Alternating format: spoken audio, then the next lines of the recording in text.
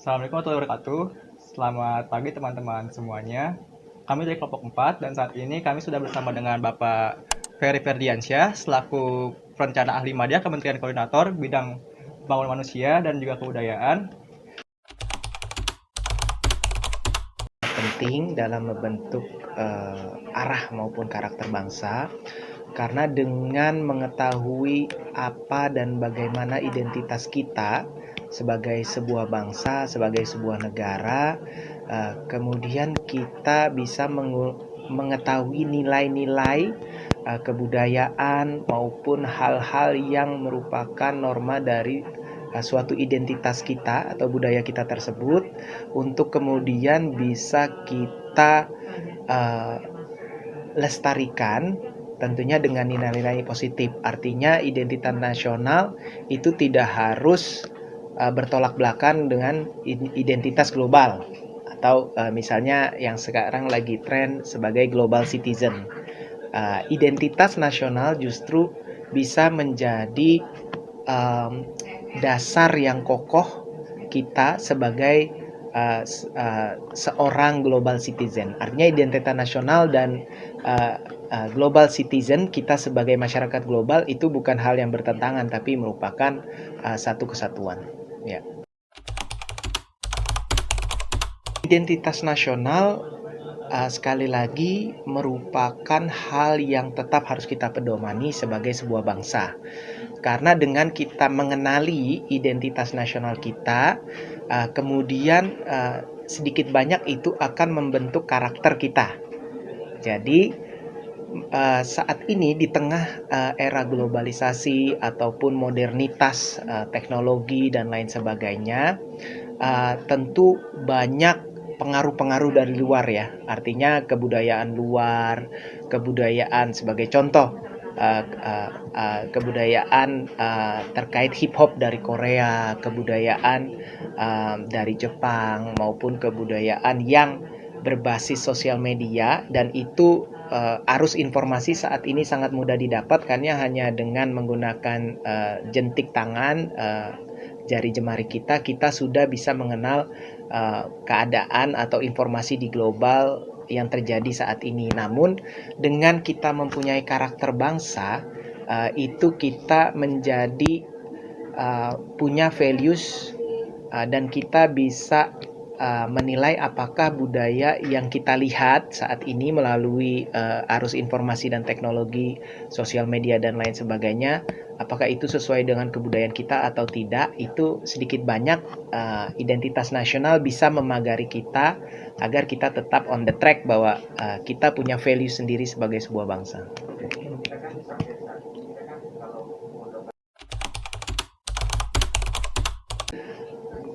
Tantangannya adalah bagaimana kita sebagai masyarakat utuh, artinya generasi tua, generasi muda maupun anak-anak di lingkar anak-anak itu bisa mempunyai pengetahuan yang sama tentang identitas nasional. Jadi artinya generasi di atas kita itu menularkan identitas nasional, values, tanggung jawab dan lain sebagainya, itu bisa dimengerti dengan nilai yang sama, atau bisa diamalkan dengan pengetahuan yang sama dengan yang sudah dilakukan oleh generasi sebelum kita.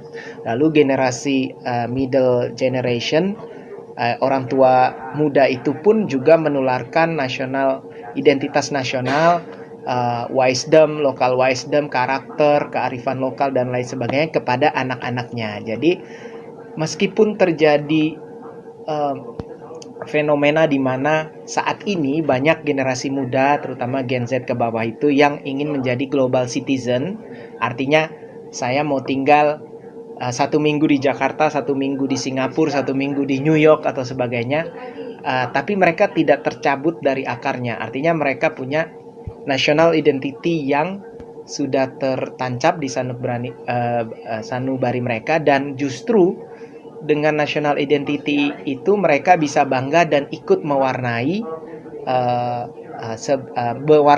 mereka sebagai bagian dari masyarakat dunia. Jadi artinya sama kasus seperti contoh pemain naturalisasi dan lain sebagainya di sepak bola. Jadi artinya pemain naturalisasi tersebut ternyata mereka uh, mereka sadar mereka punya values dari ibunya yang orang Indonesia. Akhirnya meskipun mereka grew up di Belanda, tapi mereka tahu bahwa norma-norma di Indonesia itu ada perbedaannya dengan yang mereka terima selama ini di Belanda. Ya, gitu. Perkenalkan, nama saya Ibu Lucy Andriani. Kebetulan saya di sini menjabat sebagai Wakil Dekan 1 Universitas Muhammadiyah Jakarta di Fakultas Ilmu Sosial Ilmu Politik.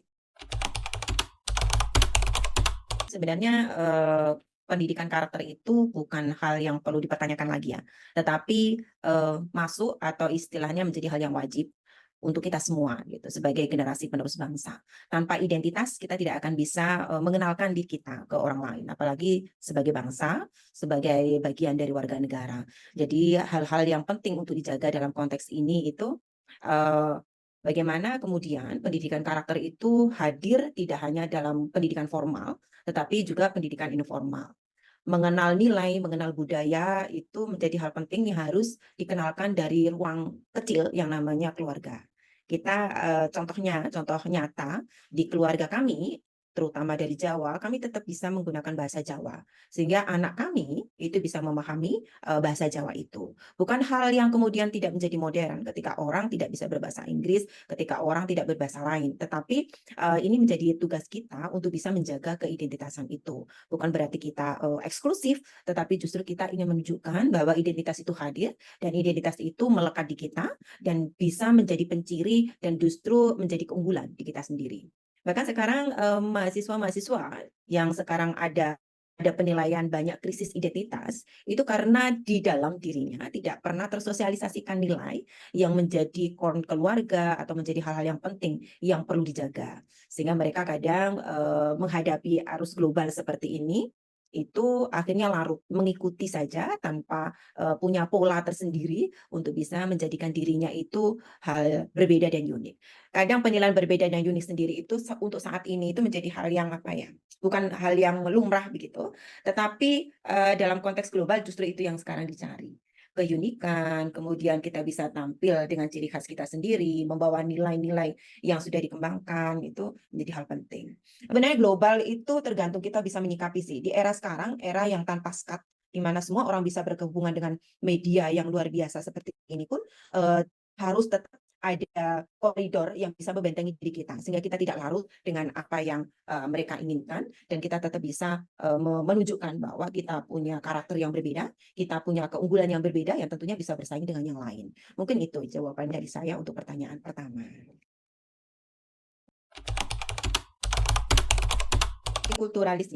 Multikultur itu kan kita memang memahami ya bahwa kita punya banyak budaya yang berbeda. Tidak hanya kultur saja dalam konteks ini, tetapi juga etnisitas, bahwa kita juga ras juga berbeda di kita. Kita kan tidak sama gitu. Artinya pemahaman ini juga kalau dalam konteks pendidikan dasar seperti SD, SMP itu menjadi basic ya untuk mengenalkan bahwa kita berbeda. Kita berbeda dalam hal suku, etnis, ras, bahkan bahasa. Menempatkan perbedaan itu juga harus diikuti dengan bagaimana cara kita menghargai perbedaan itu. Saya ingat bahwa anak-anak SD sekarang kebanyakan, mohon maaf, selalu mendapat gambaran bahwa kalau nggak sama itu berarti bukan kelompoknya. Nah itu yang terjadi. Kalau tidak bergaya sama itu bukan kelompoknya. Apalagi di sekolah-sekolah yang notabene sekolah itu punya kelas ya, punya kelas tertentu, entah itu mahal, entah itu punya apa namanya komunitas tertentu, itu kan diikuti dengan gaya-gaya seperti itu. Nah ini yang juga harus diperhatikan supaya pemahaman bahwa sama itu belum tentu bisa menempatkan nilai-nilai menghargai itu hadir. Jadi upaya untuk menghargai perbedaan itu juga harus diselaraskan, menerapkan bahwa kita berbeda dan kita wajib menghargai perbedaan itu. Kita menghargai orang dengan apa yang mereka lakukan, kebaikan, kemudian perbuatan-perbuatan baik, bukan karena dia berkulit putih, kemudian kita mencoba untuk lebih menghargai daripada anak yang berkulit hitam. Yang terjadi di Indonesia kan seperti itu. Ketika berteman pun anak sekarang juga memilih, "Ah, aku nggak mau berteman dengan orang," gitu. "Aku maunya berteman yang cantik-cantik," gitu. Padahal ini juga sebagai, tantangan bagi pendidik menempatkan perbedaan yang dipunyai secara lahir untuk bisa dihargai juga oleh, anak-anak yang lain. Bahwa kita berbeda bukan berarti kita, tidak sama. Kita berbeda itu dalam hal, apa itu, alamiah, misal kulit kita hitam, satunya putih, satunya bermata sipit, satunya bermata belok, satunya berambut ikal, dan sebagainya, itu anugerah. Bagaimana kita kemudian menghargai anugerah itu, sehingga melihat keanugerahan itu dari, sikap baik orang itu, perilaku baik orang yang tersebut, tidak berdasarkan apa yang mereka lihat secara verbal. Penanaman multikulturalisme dalam konteks ini menjadi hal penting, di pendidikan tingkat, dasar, supaya kita bisa, menempatkan dan bisa melihat nilai-nilai, membangun karakter itu menjadi lebih baik. Banyak sekali dicontohkan di negara-negara barat gitu ya. Ketika kita melihat ada anak yang berkulit putih bisa menerima orang yang berkulit hitam, kemudian bermain bersama, itu di Indonesia sekiranya bisa dihadirkan pola-pola seperti itu. Bahkan bagaimana juga menghadirkan anak yang berbeda agama untuk bisa saling menghargai, itu juga wajib. Karena kan kita pernah dan, sering melihat berita-berita di mana ada sisi, pembelajaran nilai-nilai agama itu yang justru tidak ditempatkan pada porsinya. Membangun fanatisme yang berlebihan, kepada anak, sehingga anak itu merasa, eksklusif, tidak mau menerima perbedaan itu. Perbedaan itu sejatinya ada, tetapi yang dibutuhkan kan untuk saat ini pun yang ditekankan justru kerjasama, kolaborasi, dan sebagainya. Sehingga tanpa kolaborasi kerjasama pun semuanya juga tidak akan bisa berjalan dengan baik. Mungkin itu. Jadi penting pendidikan karakter itu untuk, dimasukkan di dalam, kurikulum. Bagaimana pola integrasinya? Bisa banyak. Kita bisa menanamkan rasa cinta dan sebagainya itu dengan mengajak mereka untuk mengenal tempat ibadah mungkin, dengan mengajak mereka berdiskusi dan dengan teman-teman yang lain gitu ya, yang berbeda, dengan mengajak mereka mengenal, bagaimana yang namanya karakter itu, satu orang dengan orang lain dengan budaya yang berbeda dan sebagainya. Tentunya tidak teori juga ya, mereka juga harus diajak ke lapangan gitu, diajak untuk bisa tahu kenyataannya bahwa di kita itu berbeda, kita punya, nilai-nilai yang keunggulan masing-masing dan kita bisa menghargai keunggulan itu, bahkan dengan nilai-nilai yang berbeda itu kita bisa berkolaborasi dan bekerja sama untuk lebih baik. Mungkin itu yang ditekankan dan metode-metodenya bisa praktek langsung, karena yang namanya nilai-nilai kebangsaan atau karakter itu tidak teori sebenarnya, tapi praktek langsung di lapangan dan menerapkan nilai-nilai itu secara utuh, gitu. Mungkin itu jawaban saya. Tantangannya itu sebenarnya ada internal dan eksternal ya. Pertama, bagaimana orang tua itu mampu memahami bahwa penting karakter itu. Karena sekarang kan orang tua kadang dengan teknologi yang luar biasa, itu mengabaikan sisi nilai karakter itu. Memang membangun karakter itu nggak mudah, perlu ketelatenan begitu. Kalau anak rewel dan sebagainya dikasih gadget itu sudah selesai, tapi karakter nggak bisa selesai dengan itu. Kemudian pembiasaan itu harus clear di rumah. Baru kemudian ketika masuk kurikulum, ada beberapa yang disampaikan baik secara teori maupun konsep, kemudian, metode yang ampuh ya memang implementasi langsung di lapangan. Model yang pernah dilakukan di beberapa pendidikan itu kan ada praktek ya. Apakah kemudian, karakter itu bisa dipraktekkan? Bisa, dengan pola pembiasaan. Kalau kita anak itu ditunjukkan langsung, dia itu akan melekat di alam bawah sadar dan juga melekat di pikirannya, "Oh seperti ini toh." Kita tunjukkan nih cara ibadah orang Buddha, cara ibadah orang Hindu, cara ibadah orang Kristen. Kita tunjukkan nih karakter, keluarga, Batak, karakter keluarga, Jawa, karakter keluarga, Sunda. Kita tunjukkan. Kita bisa berkunjung ke lokasi-lokasi komunitas mereka, kita bisa apa itu namanya, tukar-menukar misal cerita, kemudian nilai yang kita bisa tampilkan, itu menjadi salah satu alat. Karena sejatinya membangun karakter itu dari nilai, norma yang hadir di lingkungan kita, baik berupa bahasa maupun budaya ataupun kebiasaan-kebiasaan yang hadir gitu. Jadi mungkin cara itu. Tantangannya ya internal eksternal, ketika internal orang tua tidak bisa, memahami bahwa pentingnya karakter itu menjadi poin paling utama. Yang eksternal kan faktor-faktor X ya, teknologi yang sekarang mudah diakses, bagaimana kebijakan di sekolah, apakah inklusif apa eksklusif itu menjadi penting. Sekarang pendidikan yang inklusif itu menjadi tujuan daripada eksklusif. Karena dengan inklusivitas itu kita bisa menerima perbedaan. Disabilitas bisa masuk, kemudian kita bisa menerima anak yang berbeda itu bukan berarti dia tidak mampu dalam hal apapun, tetapi dia mempunyai kelebihan yang harusnya bisa dioptimalkan oleh mereka gitu. Kasus-kasus disabilitas bukan kasus ya apa istilahnya yang menunjukkan prestasi-prestasi disabilitas itu juga kita tunjukkan bahwa berbeda dalam hal fisik dan sebagainya itu tidak menghalangi kita untuk berprestasi gitu. Kalau kasus ya ingat Agus Buntung yang saat ini lagi fenomenal. Itu pun membuka mata kita bagaimana orang itu kan punya potensi yang luar biasa itu. Jadi kita tidak boleh membedakan bahwa orang yang begini tidak bisa, orang begini tidak. Mereka punya potensi dan pasti bisa menjalankan selama itu bisa. Itu kasus real di Indonesia kan yang bisa kita jadikan bahan atau bukti bahwa semua orang itu punya kelebihan dan mereka bisa berprestasi atas kelebihan-kelebihan yang mereka punya. Itu mungkin. Selamat sore teman-teman dari kelompok 4. Sebelumnya kenalin, aku Abdul Kadir, tapi memang banyak yang bersapa Dandi. Aku salah satu alumni yang kuliah juga di Bakri, angkatan 2020. Kalau ditanya penting apa enggak, itu udah pasti jawabannya pasti penting dong. Karena untuk membentuk rasa kebangsaan terhadap Indonesia sebagai bangsa itu, pendidikan karakter menurutku itu menjadi landasan yang paling bawah untuk membangun hal-hal tersebut. Karena pendidikan karakter kayak gotong royong, ada nilai integritas, nasionalisme yang ada di bawahnya itu sendiri kan. Nah, jadi kalau ditanya penting apa enggak, menurutku dan aku juga ngerasa mungkin teman-teman dan orang-orang sekitarnya juga bakal setuju kalau itu menjadi salah satu poin yang penting untuk bisa menimbulkan rasa kebanggaan terhadap Indonesia sebagai bangsa gitu. Menurutku penting. Palangnya itu sebenarnya banyak sekali dan menurutku setiap orang-orang seumuran kita tuh punya cara masing-masing dalam menggunakan sosial media masing-masing kan. Dan apalagi sosial media tuh sekarang kita bisa pakai untuk ngelakuin apa aja. Dan gimana cara atau gimana langkahnya itu menurutku dengan cara menggunakan sosial media secara positif aja. Contohnya jangan menyebarkan hoax, gak usah saling sindir-sindir di sosial media. Itu adalah langkah-langkah kecil yang bisa kita lakuin.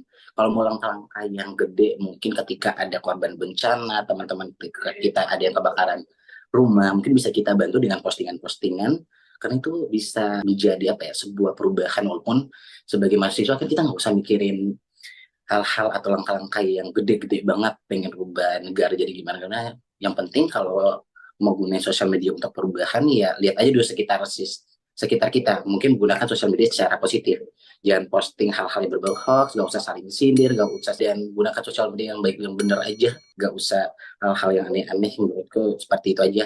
Kalau sebagai mahasiswa kita nggak usah mikirin terlalu sejauh itu, karena menurut kita langkah-langkah kecil aja harus kita perhatiin dulu.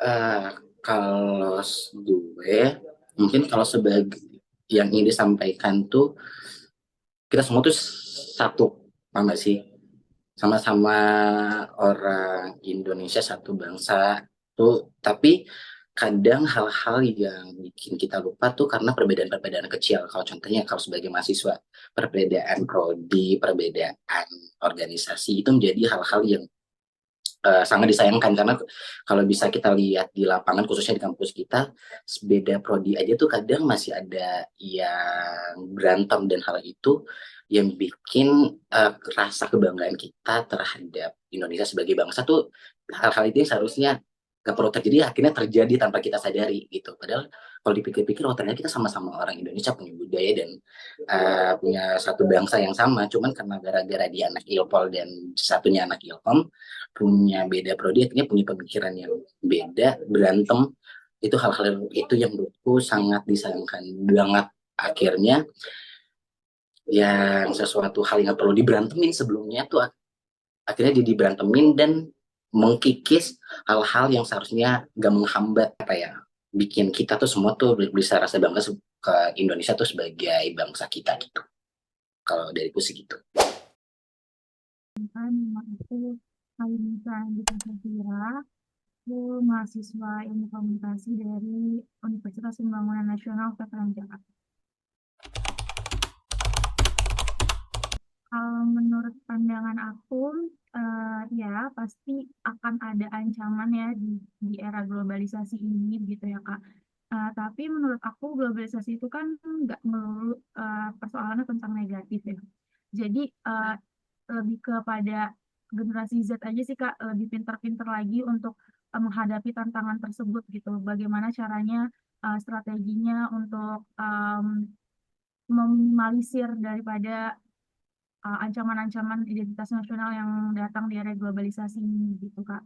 Sebenarnya untuk kalau menurut pandangan aku ya sebagai generasi Z, dalam melindungi identitas nasional itu nggak harus yang menjaga secara apa ya terlihat banget gitu ya, tapi juga bisa melalui hal-hal kecil yang dapat kita lakukan. Contohnya itu sebagai generasi Z atau agent of change di era dunia digital ini, kita bisa lebih bijak lagi dalam menggunakan media sosial gitu ya Kak. Terus juga tidak melunturkan tradisi ataupun norma dari Indonesia itu sendiri gitu sih Kak kalau menurut aku. Terus juga karena sekarang produk-produk dalam negeri juga udah mulai hits gitu ya, sudah mulai lebih terkenal daripada pasar-pasar internasional gitu ya. Jadi menurut aku dengan adanya media sosial justru bisa meningkatkan uh, interest masyarakat lagi gitu dalam mencintai produk dalam negeri. Hmm. Sebenarnya kalau untuk tantangan em, dalam bermedia sosial pasti banget ada ya Kak, karena kan media sosial itu sangat amat luas ya jangkauannya, terus juga jenis kontennya juga bervariasi gitu ya. Tapi bagaimana caranya untuk bisa menghadapi tantangan itu ya kita mengikuti algoritma media sosial yang ada gitu ya. Contohnya kayak misalkan media sosial TikTok atau Instagram itu kan platform yang fiturnya banyak yang bisa apa output foto, video ataupun bentuk reels atau live dan lain sebagainya gitu kan. Nah, kadang tuh algoritma media sosial itu menyesuaikan dengan jam tayang ataupun dengan konten yang dikemas itu seperti apa gitu ya. Jadi menurut aku dalam menghadapi tantangan tersebut, pinter-pinter aja untuk bisa mengemas konten itu dengan baik gitu ya. Eh, Mulai dari jenis kontennya ataupun dengan captionnya kayak gitu Kak. Terus juga dilihat juga sisi yang mau ditonjolkan itu apa, pesan atau esensinya, urgensinya itu apa untuk dapat ditayangkan di media sosial. Terus juga apa ya, supaya lebih terkenal atau kayak FYP orang-orang suka bilangnya. Nah, itu tuh caranya kita ikutin cara main dari media sosial itu sendiri. Misalkan kayak TikTok itu kan cenderung menggunakan hashtag ya. Nah, itu sih Kak, kita juga bisa menggunakan hashtag yang terkait dengan konten kita supaya bisa lebih terkenal lagi dan lebih dapat menjangkau audiens secara luas. Hmm. Hal-hal yang juga aku laluin dan juga mungkin teman-teman Gen Z kali ya. Ini sih Kak, kalau menurut aku sebagai WNI kan kita juga punya hak berekspresi secara luas kan.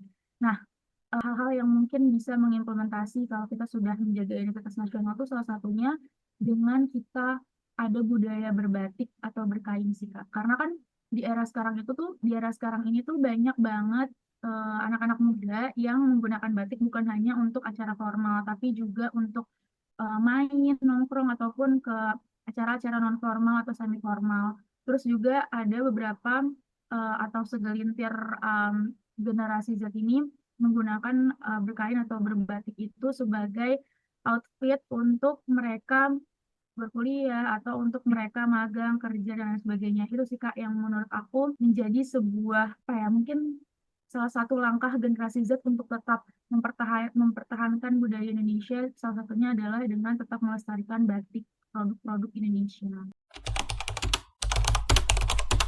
Mungkin ini pesan bukan cuma buat teman-teman Gen Z tapi juga buat aku pribadi gitu ya. Terus tetap menjaga dan justru wajib untuk menjaga tradisi atau identitas nasional ini karena kan identitas nasional dan tradisi Indonesia itu kan menjadi warisan dari nenek moyang ya, dan ini menjadi apa ya, ini juga menjadi ciri khas kita gitu di apa ya di tengah banyaknya sudut pandang mata orang-orang ke Indonesia kayak gitu.